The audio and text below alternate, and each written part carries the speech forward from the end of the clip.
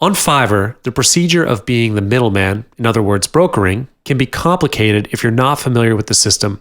From communicating and getting information from the customers, looking for and dealing with freelancers, to the delivering of work, it would be a big problem if you do not know the right way of doing this. In this video, I'll teach you about the brokering system and lead you step by step through the whole procedure. Without further ado, let's get started. Step 1. Connect with the client. This would be the most important part amongst all the other steps. Connecting with the client and understanding their needs are the keys to success, so communication with the client is essential. Throughout the conversation, get as much information as you can to understand clients' needs. The key point here is to be specific. Quality work can only be delivered when you can achieve what your clients want. If needed, collect the necessary files to be sent to the freelancers.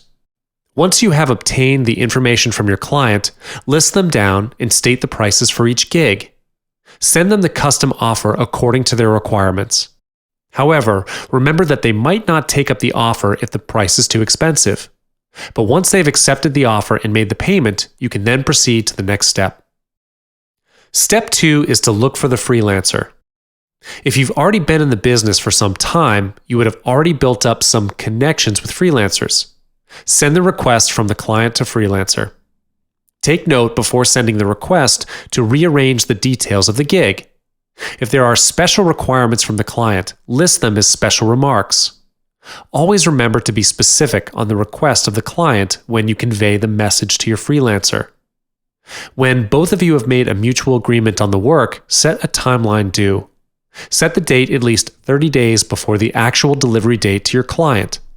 This is to ensure that there is still a period of time for you to make changes to refine the work.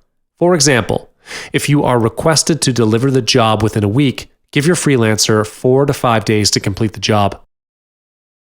After dealing with the freelancers, you can now spare some time to connect with other clients or other jobs. However, note that you will have to keep track of the work progress. According to how you've dealt with your client, the date of delivery is already set. You can't afford to deliver it later than the date because this would definitely leave a bad impression on your clients. So be sure to keep in touch with the freelancer to check on the work progress. You must also be wise in choosing the right timing. Knowing the progress of the work is important, but you must also know when to look for the freelancer. Depending on the duration for delivery, you will need to set your timing. For instance, if the duration of delivery is within a week, you can contact the freelancer every once in 2 days. This is to make sure that the work is up to standard, as well as to keep both of you up to the timeline. Like I have mentioned earlier, get the work from the freelancer at least 3 days before the delivery date to do a final check on the work. Delivering good quality work is the key to keeping your clients happy. Therefore, to ensure the quality of work is up to standard, get the work earlier from the freelancer to avoid last-minute changes. When you are checking on the quality of work, always take the client's requirements into account. The quality of the work is based on the requirements from clients. It is neither up to you nor the freelancer to decide. Thus, check the work based on the information provided by your client. If needed, request for final revision of the work. Lastly, deliver the work to your client. Once you've gotten the entire work from your freelancer, compile them and save it in zip file if needed. Double or even triple check the work. A small tip here: create a checklist. For example, if you are requested to create a logo and have to save it in different formats, list them down on a paper. Check on the files and make sure you have all the formats in the folder.